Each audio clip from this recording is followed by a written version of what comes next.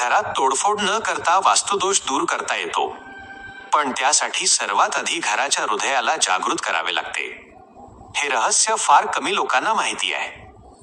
वास्तुशास्त्र हे केवळ भिंती आणि दारांचे गणित नसून ते वास्तुपुरुष मंडळ आणि पंचमहाभूतांच्या पृथ्वी, जल, तेज, वायू, आकाश, अदृश्य ऊर्जा प्रवाहांचे अलौकिक शास्त्र आहे. जेव्हा घरातील एखाद्या दिशेचे तत्व दूषित होते, तेव्हा तेथील मर्मस्थानांवर नकारात्मक स्पंदने, निगेटिव्ह व्हायब्रेशन्स निर्माण होतात.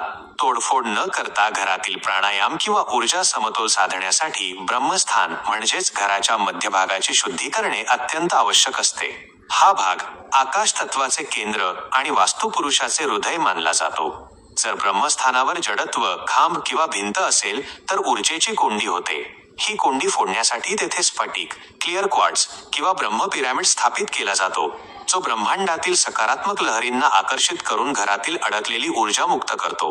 ईशान्य दिशा, ईशान कोण, ही जलतत्व आणि ईश्वरीय ऊर्जेच्या प्रवेशाचे शिवतत्व मानले जाते. या दिशेला दोष असल्यास मानसिक भ्रम आणि प्रगतीत अडथळे येतात.